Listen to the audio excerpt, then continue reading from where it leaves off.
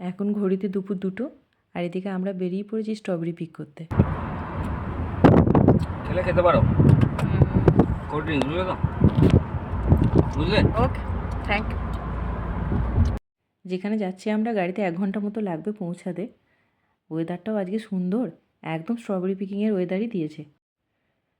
আজকেই ওপেন করেছে, এরপরে কদিন স্ট্রবেরি পিকিং চলবে।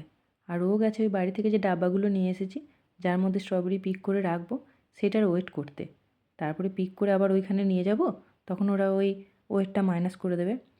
অনেক স্ট্রবেরি আছে, আমরা যখন এলাম তখন দেখছি অনেক স্ট্রবেরি একদম ভরে ভরে নিয়ে যাচ্ছে। এই দেখুন না, এই কিছুক্ষণের মধ্যে আমার বক্সটাও প্রায় ফুল হয়ে এসছে। এখানে আবার পিক করার সাথে সাথে কিছুটা খাওয়াও যাবে, তো আমরাও খাচ্ছি। দারুণ মিষ্টি জানেন, এতটাও নেওয়ার দরকার নেই। 3 জনের হাতে 3টে বক্স, কিন্তু মন ভরছে না। লাস্টে ওই strawberry milkshake, strawberry ice cream, strawberry দিয়ে সব কিছুই করতে হয়। খাওয়ার থেকে ওই পিকিংয়ের মজাটাই আলাদা। চারিদিকে এত বড় বড় স্ট্রবেরি আর এত মিষ্টি মিষ্টি স্ট্রবেরি, খুব বেশিক্ষণ ধরে আপনার খোঁজাখুঁজির দরকার নেই।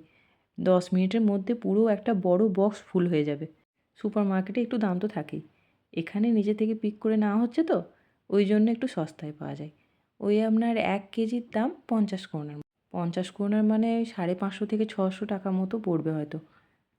আমরাও নিয়েছিলাম প্রায় 2 কেজির ওপরে, তা আমাদের একটু বেশিই পড়েছিল। এদিকে ভিডিওটা একটু কেঁপে গেছে, ওই দেখুন ওর বাবা ওইদিকে স্ট্রবেরি পিক করছে, আর এদিকে আমি ছেলেটার হাতে ফোনটা ধরিয়েছি ভিডিও করার জন্য। স্ট্রবেরিটা একটু বেশি করেই নিয়ে যাচ্ছি, আসলে আমার কয়েকটা বন্ধু তারা আসতে পারেনি, তো তাদেরকেও একটু দেবো, বাড়িতে বাচ্চা আছে তো। আবার তারাও আসবে কয়েকদিন পর। প্রতিবার গ্রীষ্মকালে আমরা এই একবার করে স্ট্রবেরি পিকিংয়ে অবশ্যই আসি। এবার চেরি পিকিংয়ে যাওয়ার খুব ইচ্ছা আছে জানেন, একটা সন্ধান পাওয়া গেছে চেরি পিকিংয়ের। আর এত গরম পড়েছে, এত গরম করছে, পুরো ঘেমে একদম চান করে গেছি। এই কান্ট্রি সাইডের দিকেই স্ট্রবেরি পিকিংটা হয়। আজকে যা ওয়েদার, একটু বিচে যাওয়ার মতো।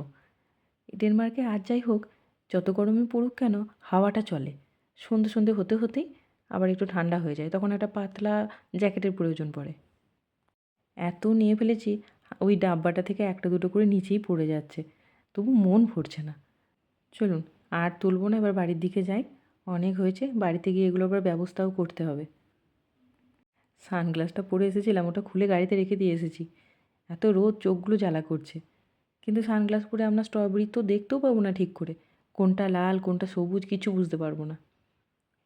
স্ট্রবেরি নেওয়া হয়ে গেল, পাশে এটা আবার মটরশুঁটির জমি। বাচ্চাগুলো চলে গেছে, এই যে এখান থেকে 2-4টি মটরশুঁটি খাচ্ছে, তার সাথে তুলছে।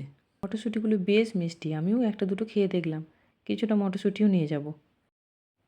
আমাদের সাথে একটা ফ্যামিলি এসেছিলো, অনেক ওদের গাড়িতেই চলে গেল।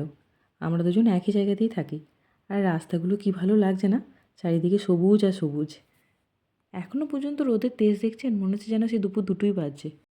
আজকে আর আমি ডিনার বানাবো না, রাতে ওই স্ট্রবেরি।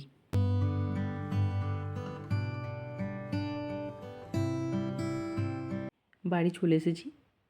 এই 3 বক্স স্ট্রবেরির এখন আমি কোথায় ব্যবস্থা করব সেটাই ভাবছি। এত স্ট্রবেরি খেয়েছি, পেটে আর জায়গা নেই, কিন্তু এই টুকটুক করে একটা করে মুখে ভরতেই থাকছি, মনই ভরছে না।